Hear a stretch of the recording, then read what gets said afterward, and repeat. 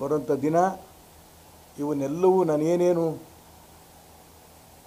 ಕೊರತೆಗಳಿದೆ ಅದನ್ನು ತುಂಬಿಕೊಂಡು ರಾಜ್ಯದಲ್ಲಿ ಭಾರತೀಯ ಜನತಾ ಪಾರ್ಟಿ ಅಧಿಕಾರಕ್ಕೆ ಬರಬೇಕು. ಕೇಂದ್ರದಲ್ಲಿ ನರೇಂದ್ರ ಮೋದಿ ಪೂರ್ಣ ಬಹುಮತದಿಂದ ಅಧಿಕಾರಕ್ಕೆ ಬರಬೇಕು. ಇದು ನನ್ನ ಆಸೆ. ಅಲ್ಲ ಸರ್, ಈಗ ತಾವು ಕರ್ನಾಟಕದ ಮಾತ್ರನೇ ಇಲ್ಲಿ ಸರ್ಕಾರ ಕಾಂಗ್ರೆಸ್ ಇದ್ದು ಉತ್ತರ ಪ್ರದೇಶದಲ್ಲಿ ಅಲ್ಲ ಆಗುತ್ತೆ.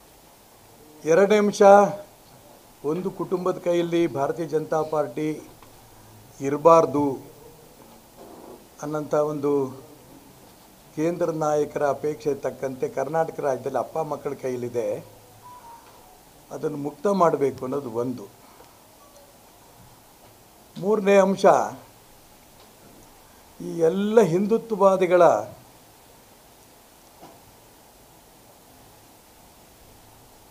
ಶಕ್ತಿ ಕುಗ್ಸಂಥ ಪ್ರಯತ್ನ.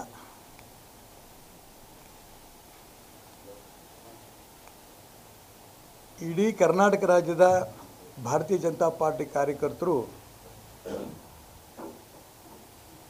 ತಮ್ಮ ಕಷ್ಟ ಎಲ್ಲಿ ಹೇಳ್ಕೋಬೇಕು ಅನ್ನೋಂಥ ಗೊಂದಲದಲ್ಲಿದ್ದಾರೆ.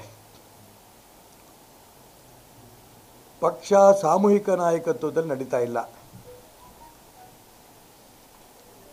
ಹಿಂದೆ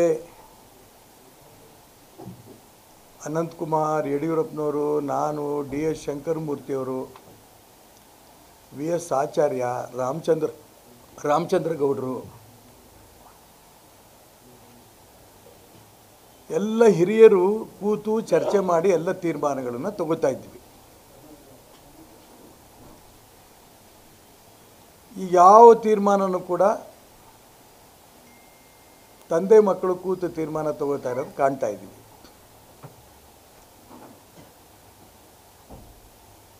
ಉದಾಹರಣೆಗೆ,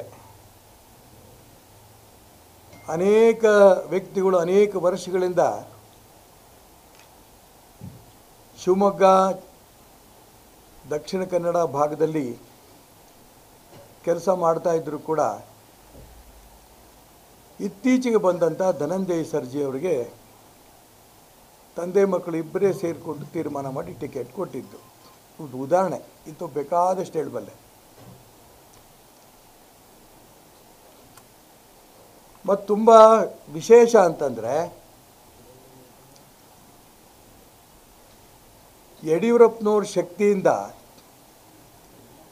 ಲಿಂಗಾಯತ್ ಸಮಾಜ ಭಾರತೀಯ ಜನತಾ ಪಾರ್ಟಿ ಜೊತೆಗಿದೆ.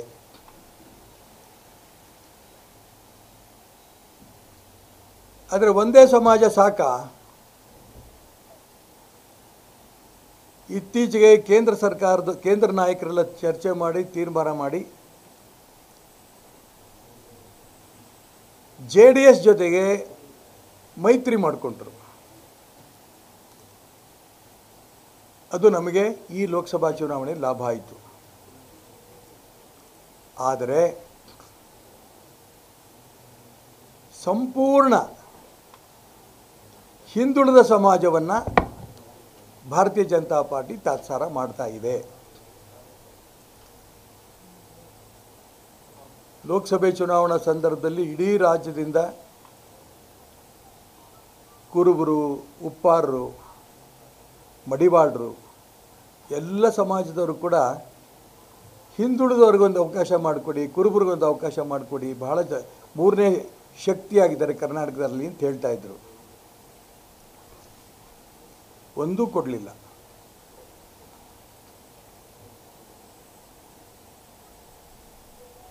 ಈಗ ಈ ಎಲ್ಲ ಅಂಶಗಳಿಗೂ ಕರ್ನಾಟಕ ರಾಜ್ಯದಲ್ಲಿ ಚರ್ಚೆ ಆಗ್ತಾ ಇದೆ.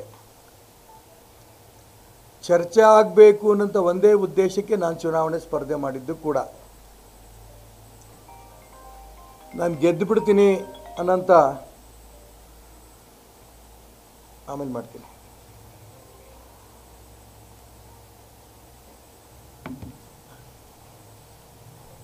ನಂಬಿಕೆ ನನಗೇನಿರಲಿಲ್ಲ. ಆದರೆ ಚುನಾವಣೆ ಸ್ಪರ್ಧೆ ಮಾಡಬೇಕು ಬೇಡ ಅಂತ ಚರ್ಚೆ ಮಾಡಿದಾಗ ಇಡೀ ಜಿಲ್ಲೆಯ ಜನ ಇಂಥ ಪರಿಸ್ಥಿತಿ ಭಾರತೀಯ ಜನತಾ ಪಾರ್ಟಿಲಿ ಇರಬೇಕಾದ್ರೆ ರಾಜ್ಯ ನಾಯಕರು, ಕೇಂದ್ರ ನಾಯಕರು, ಪರಿವಾರದವರು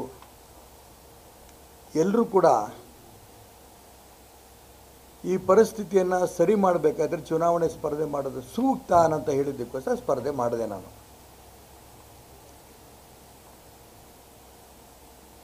ಪ್ರಾರಂಭದಲ್ಲಿ ನಿರೀಕ್ಷೆಗೆ ಮೀರಿ ಬೆಂಬಲ ಸಿಕ್ತು.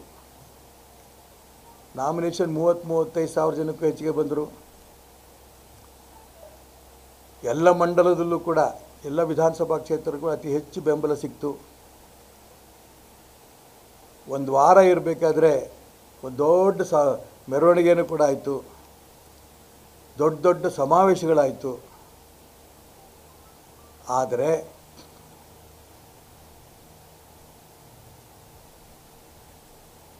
ರಾಜ್ಯದ ಜನ ನರೇಂದ್ರ ಮೋದಿಯವರನ್ನು ಮರೀಲಿಲ್ಲ. ಹಾಗಾಗಿ ಶಿವಮೊಗ್ಗ ಲೋಕಸಭಾ ಕ್ಷೇತ್ರ ನರೇಂದ್ರ ಮೋದಿಯವರ ಪ್ರಭಾವದಿಂದ ಭಾರತೀಯ ಜನತಾ ಪಾರ್ಟಿ ಗೆದ್ದಿದ್ದು ಹೌದು. ಕನ್ನಡಿಗರ ಮೆಚ್ಚಿನ ನಿಮ್ಮ ನ್ಯೂಸ್ 18 ಕನ್ನಡ ಈಗ ವಾಟ್ಸ್ಆಪ್ನಲ್ಲಿಯೂ ಲಭ್ಯ. ಕರ್ನಾಟಕ ಮತ್ತು ದೇಶ ವಿದೇಶದ 360 ಡಿಗ್ರಿ ಸುದ್ದಿ ವಿವರವನ್ನ ನೀವು ನಿಮ್ಮ ಕೈ ಬೆರಳುಗಳಲ್ಲಿಯೇ ಪಡೆಯೋದಿಕ್ಕೆ ಈ QR ಕೋಡ್ ಅನ್ನು ಸ್ಕ್ಯಾನ್ ಮಾಡಿ. ನಮ್ಮ ಚಾನೆಲ್ ಅನ್ನು ಫಾಲೋ ಮಾಡಿ, ನೋಟಿಫಿಕೇಶನ್ ಆನ್ ಮಾಡಿ.